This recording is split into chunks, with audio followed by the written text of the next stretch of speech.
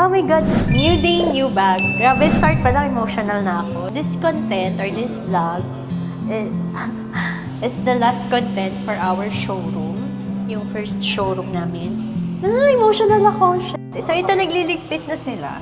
Umiyak agad. Ito na, nagliligpit. Naiyak na. So ito yung humble beginning ng First Maison. Small but meaningful showroom ng First Maison. So dito nag-start lahat. Yung mga nakikita nyo content before, dito yon. Ito yung spot na yun. Naiyak talaga ako. Kasi naalala ko may mga nambabash sa cabinet nung unang labas ng content. Ba't daw ganito yung cabinet? Sorry naman, ito na yung kinayanan before. Pero promise, sa bagong showroom, super major upgrade. Mamimiss ko dito sa showroom is yung binabash yung cabinet before. So, wag niyo yung babash na from IKEA to. It serves its purpose. Tsaka mahal din yung nagastos ko dito, ilang cabinet to. So, dito kami nagbablog. Sobrang kawawa ng cabinet natin. Nabasag na yun. Sa basa ko pa, nagmumukha na daw. Okay yung bag. Sorry naman.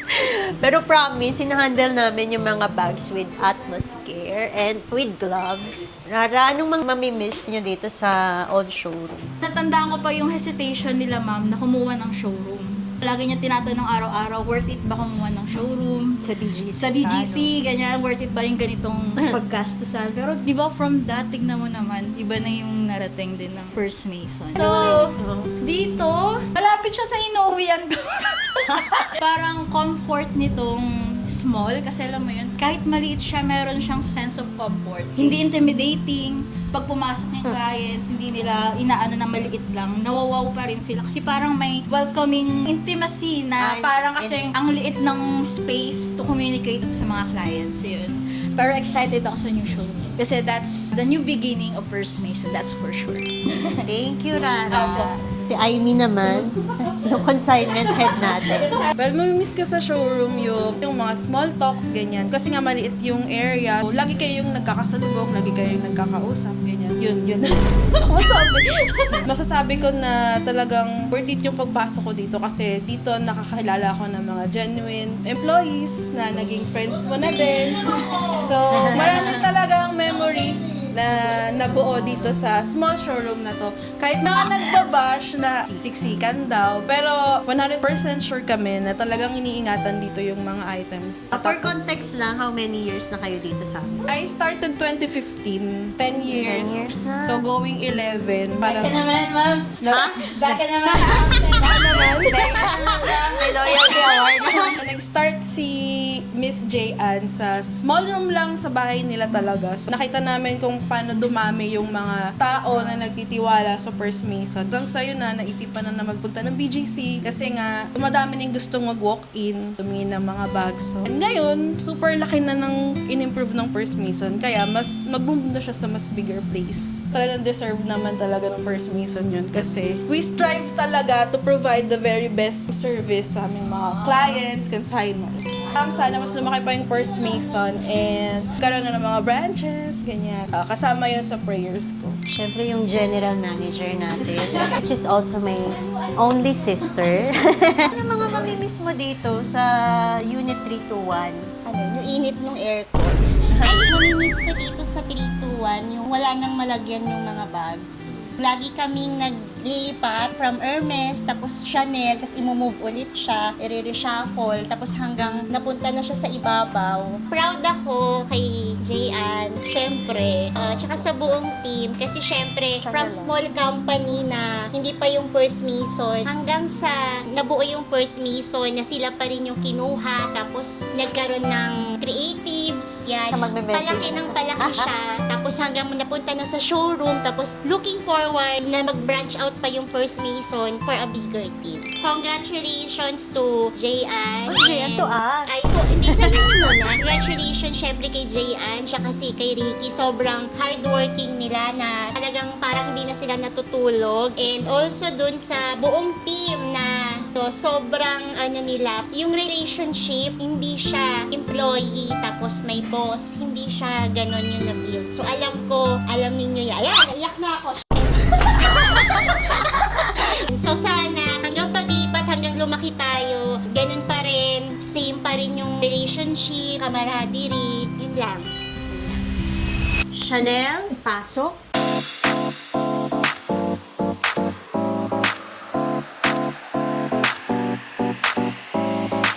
Ang tagal na intro.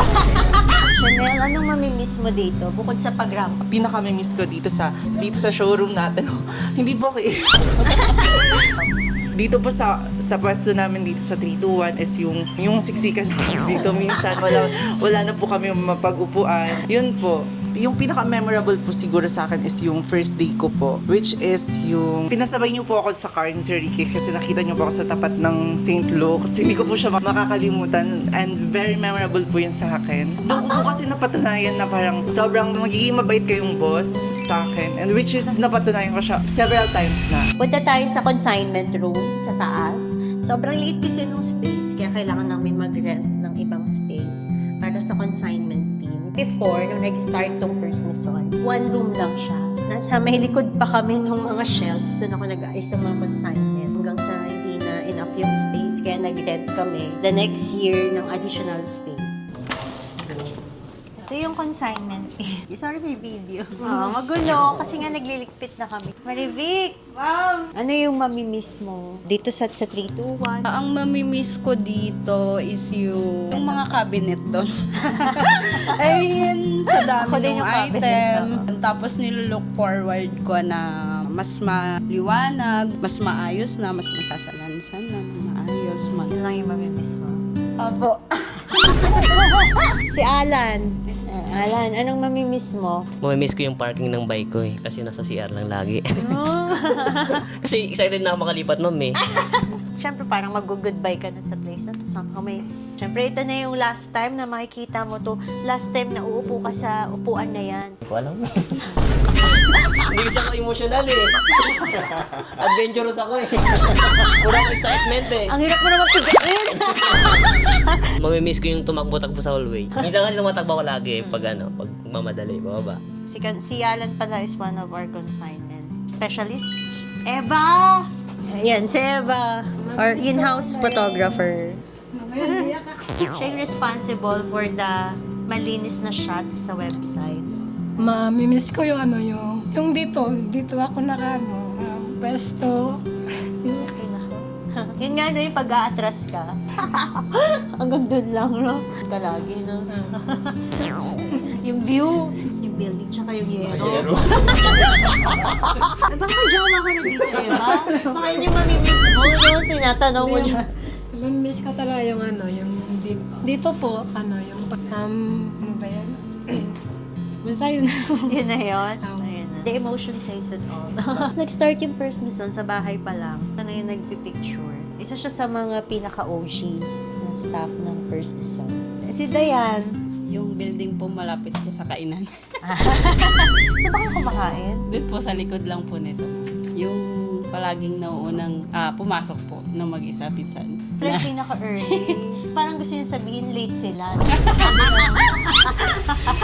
Pa pala kayo alis dito, pero yung mamimiss lang dun sa Unit 321. Kasi si Ben wala naman lagi dun.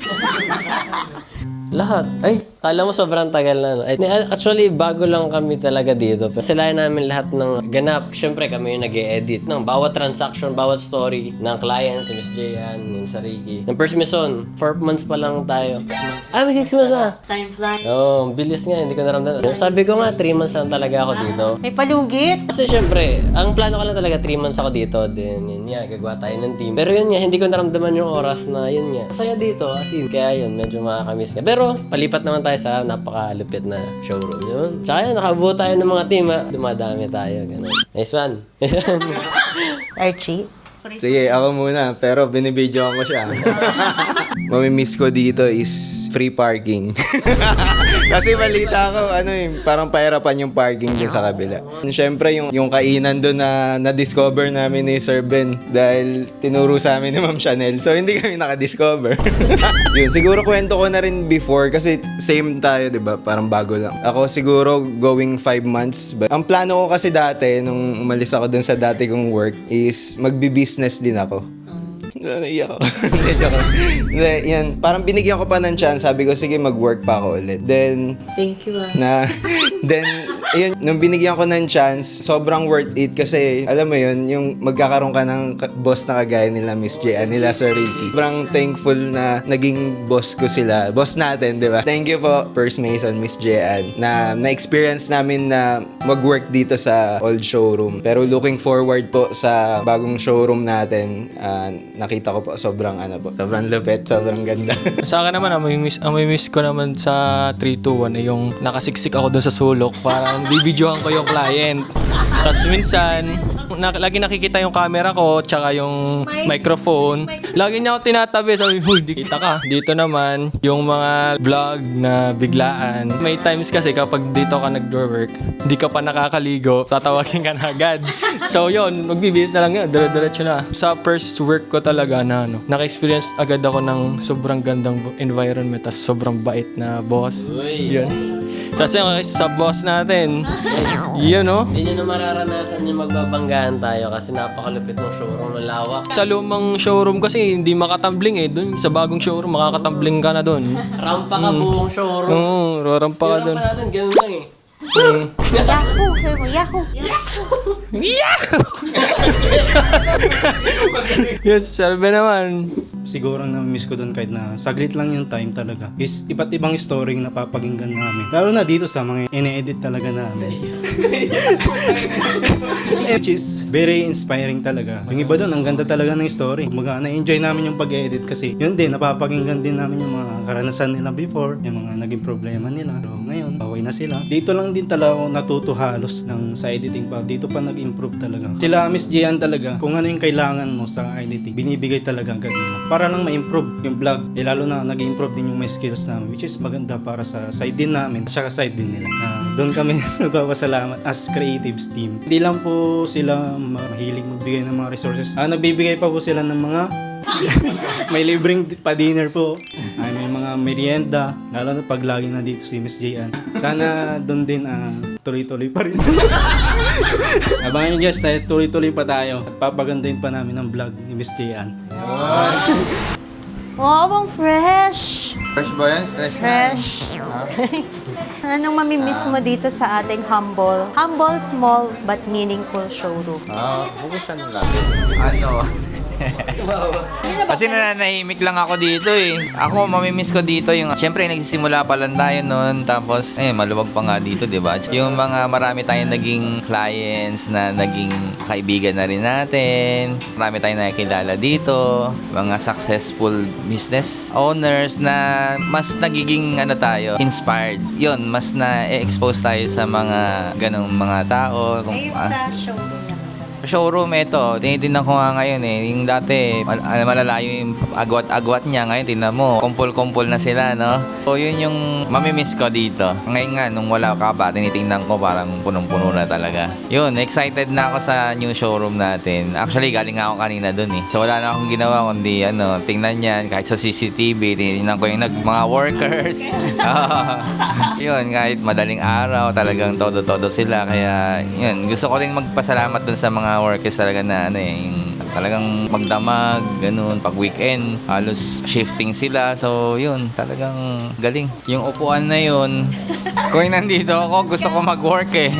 Ito talaga yung pinaka-mamimiss ko dito eh. Ayan, yan yung upuan na yan kasi sobrang sikip dito, walang ma-office space. So, pag diyan ako mag-work, so may darating na client, hindi rin ako makapag-work. So, in short, wala akong nagawa sa isang araw. Kaya excited na ako dun eh. Ayun, may sarili na akong pesto. Dalawa kami ni JS.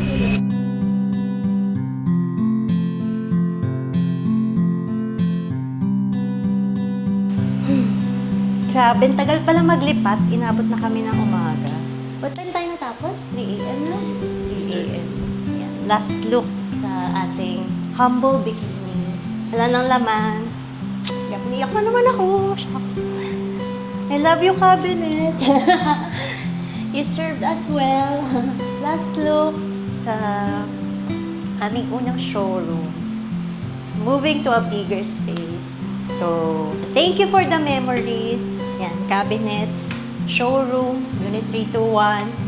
So, tara, check natin yung ating bagong headquarters. Last touch. Teka na yung natin. Hindi hindi pa nakita yung first logo. Nagkaroon na rin ng rebranding sa logo. Iwanan ka na namin. Bye-bye!